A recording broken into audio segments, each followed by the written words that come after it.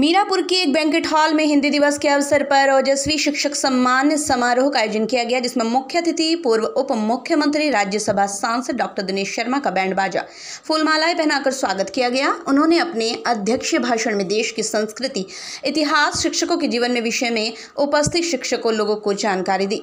हिंदी दिवस के अवसर पर ओजस्वी मन पत्रिका के संपादक पंडित दीपक कृष्णात्रे द्वारा मीरापुर के ग्रैंड शहनाई बैंक्वेट हॉल में ओजस्वी शिक्षक सम्मान समारोह का आयोजन किया गया।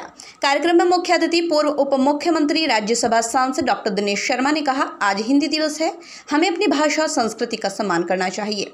आज हिंदी को पूरा विश्व जानता है, ये हमारी संस्कृति की धरोहर है, सभी वर्गों को एक साथ जोड़कर रखती है। उन्होंने कहा, विदेशी इतिहासकारों ने हमारे देश का इतिहास बदल कर रख दिया है।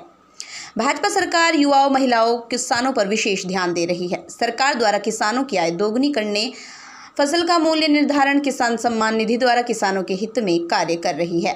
महिलाओं के लिए उज्ज्वला योजना, शादी योजना, घर घर शौचालय योजना देकर नारी का सम्मान किया जा रहा है। मोदी सरकार ने देश के लोगों की दशा दोनों को बदलने का कार्य किया है। उन्होंने कहा, अब से 10 वर्ष पहले महिलाएं घर से बाहर निकलने से डरती थी। जातिवाद चरम पर था, जिसे भाजपा सरकार ने बदलने का कार्य किया है। कार्यक्रम में कौशल विकास राज्य मंत्री कपिल देव अग्रवाल ने कहा, शिक्षक समाज को दिशा देने का काम करते हैं। इस दौरान कुंवर देवराज पवार, सरदार मेजर सिंह, सत्यप्रकाश रेशु, पंडित सुनील भराला, डॉक्टर वीरपाल निर्वाल, MLC वंदना वर्मा, विजय शुक्ला, सुधीर सैनी आदि ने अपने विचार व्यक्त किए। कार्यक्रम में कीर्ति भूषण शर्मा, राजीव भारद्वाज भराला, दयाचंद भारती, महेंद्रपाल शर्मा, ब्रजगोपाल शर्मा, अक्षय पुंडीर आदि शिक्षकों को सम्मानित किया गया। कार्यक्रम में मुख्य रूप से राजेश शर्मा, अंकुर पहलवान, इंद्र सिंह कश्यप, मयंक भारद्वाज, प्रद्युमन शर्मा आदि उपस्थित रहे। ये 14 तारीख को कपिल देव जी ने सही कहा कि शिक्षक दिवस से बढ़ते बढ़ते हिंदी दिवस बढ़ा गए, और एक तो शिक्षक के लिए हिंदी भाषा निज भाषा उन्नत है, सब उन्नत को मूल। ये जो निज भाषा है, ये सभी उन्नति का मूल है, और सभी उन्नति का मूल इसलिए है, ये भारत की सनातन संस्कृति का प्रतीक है। अभी मैं योगी सावरकर नाथ जी को देख रहा था, कान से लेकर इन्होंने सनातन संस्कृति का एक बहुत बड़ा कार्यक्रम एक खतौली में कराया, उसमें मैं आया था। ये जो भाषा हिंदी है ना, ये अन्य सारी भारतीय भाषाओं की बड़ी बहन है। नई शिक्षा नीति में माननीय प्रधानमंत्री जी ने कहा है कि सभी भारतीय भाषाओं का सम्मान, ये हमारी पहचान है, और उसमें सभी भारतीय भाषाओं का हम सम्मान करते हैं। उनको पठन पाठन विश्वविद्यालयों में हो सके, इसकी व्यवस्था भी की गई है। इसलिए आज हिंदी दिवस के अवसर पर हम अपनी राज्य भाषा का स्मरण करते हुए हम अन्य अपनी भारतीय भाषाओं को प्रणाम करते हैं। और शिक्षक होने के नाते मैं भी शिक्षक हूं, विश्वविद्यालय में वाणिज्य का प्रोफेसर हूं, आचार्य हूं। मैं एक चीज कह सकता हूं कि शिक्षक किसी भी समाज की दशा और दिशा दोनों को बदल सकता है, और शिक्षक एक ऐसा शस्त्र है कि अगर वो खड़ा हो गया तो जो समाज की नकारात्मक शक्तियां हैं, वो अपने आप में समाप्त हो जाती है। इसलिए शिक्षकों का हम सम्मान नहीं करेंगे, बल्कि हम इस राष्ट्र का सम्मान करेंगे, और इस राष्ट्र का सम्मान का, राष्ट्र की प्रगति का रास्ता देश में, मैं बच्चों आपसे कहूंगा, अपने माता पिता के सम्मान के साथ साथ अपने गुरुमुख के सम्मान के साथ जाता है।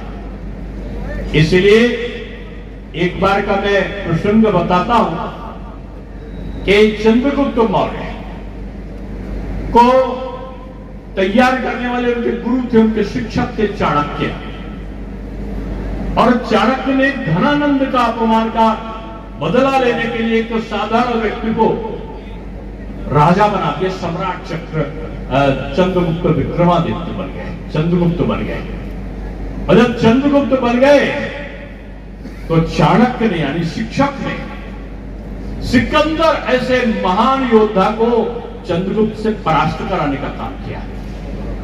और जब सेल्यूकस जो चंद्रगुप्त का सेनापति था, वो चंद्रगुप्त से परास्त हो गया, तो उसने प्रस्ताव रखा कि सेल्यूकस जो यूनान का था और सिकंदर का सेनापति था, उसने प्रस्ताव रखा कि हम अपनी पुत्री का विवाह चंद्रगुप्त से करना चाहते हैं। अब आप देखो, एक विदेशी अपनी बेटी का विवाह चंद्रगुप्त से करना चाहता है, तो चंद्रगुप्त चाणक्य के पास जाते हैं, यानी शिक्षक के पास जाते हैं और कहते हैं गुरुवर, विदेश की संस्कृति हमारी संस्कृति में आ जाएगी और वो सेल्यूकस अपनी पुत्री का विवाह मुझसे करना चाहता है, आपकी क्या आज्ञा है? तो जानते हो चंद्रगुप्त ने क्या कहा? चंद्रगुप्त ने कहा, चंद्रगुप्त से चाणक्य ने कहा, चंद्रगुप्त तुम किसी विदेशी कन्या से विवाह कर लो, इसमें मुझे कोई आपत्ति नहीं, लेकिन ये जो राजवंश है, इस राजवंश का उत्तराधिकारी तुम्हारी विदेशी पत्नी के से जो उत्पन्न पुत्र होगा वो नहीं हो सकता, क्योंकि उसकी मानसिकता कभी भी विदेशी से अलग हटकर नहीं हो सकती। इसलिए जो राजा होगा वो तुम्हारी दूसरी पत्नी जो भारत की है, उससे जो संतान होगी जो भारतीयता से, वही यहां का राजा तुम्हारा उत्तराधिकारी हो सकता है। आज तक लोग उसकी चर्चा करते हैं कि हम विदेश की संस्कृति को सम्मान दे सकते हैं, लेकिन राज की सत्ता हम उसके उत्पन्न में उसको नहीं दे सकते। ये चाणक्य ने सिकंदर से कहा। आप लोग इसका गलत अर्थ मत लगाइएगा, मैंने कुछ और आगे नहीं कहा और ना मेरा मंतव्य उससे था कि मैं तो शिक्षक का किस्सा सुना रहा था। अगर आप कुछ और समझ रहे हो तो मेरा उससे कोई मतलब नहीं। लेकिन निश्चित रूप में राष्ट्र का संचालन कौन करेगा? जिसको राष्ट्र का दर्द होगा, जिसने इस देश की गरीबी देखी होगी, जिसने यहां के लोगों का दुख दर्द समझा होगा। ये देश बांटने का षड्यंत्र करने वाले लोगों, आपने इस देश को खंड खंड क्यों किया? ये देश एकता और समन्वय का संदेश देने वाला विश्व गुरु था। लोग यहां शिक्षा लेने आते थे, गुरुकुल की व्यवस्था थी। यहां पर कभी वृद्धाश्रम नहीं हुआ करते थे, यहां पर कभी शिशु संरक्षण गृह नहीं हुआ करते थे। यहां पर पड़ोसी भी अपने पड़ोस की चिंता करके अपने बुजुर्गों का सम्मान करता था। यही भारत की संस्कृति थी।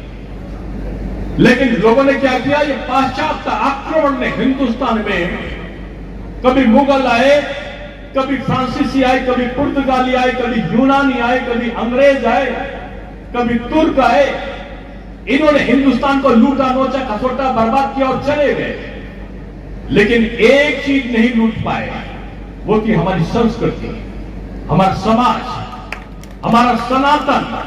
और उस संस्कृति को न लूट पाने के कारण यहां मुगलों ने तक्षशिला और नालंदा के जो हमारी लाइब्रेरी थी, पुस्तकालय थे, कई साल तक वो हमारे जो ग्रंथ थे, हमारे शास्त्र थे, उनको जलाने का काम उन्होंने, अंग्रेजों ने और मुगलों ने किया। क्यों?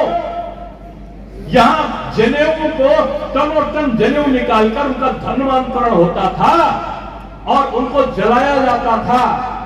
टीका पर प्रतिबंध, शिखा पर प्रतिबंध और बड़ी बड़ी जो हमारे धर्म की पुस्तकें थे, धर्म शास्त्र थे, उनको जलाने का काम किया। भारत में जातिवाद नहीं था। ये विदेशी आक्रांता अपने साथ में ये विदेशी इतिहासकार भी लेकर आए। भारत का इतिहास किसने लिखा? कोई अरबी आया उसने लिखा, कोई तुर्की आया उसने लिखा, कोई अंग्रेज आया उसने लिखा, कोई चीनी यात्रा हेमसांग और फाइयान आए, उन्होंने भारत के इतिहास को लिखा।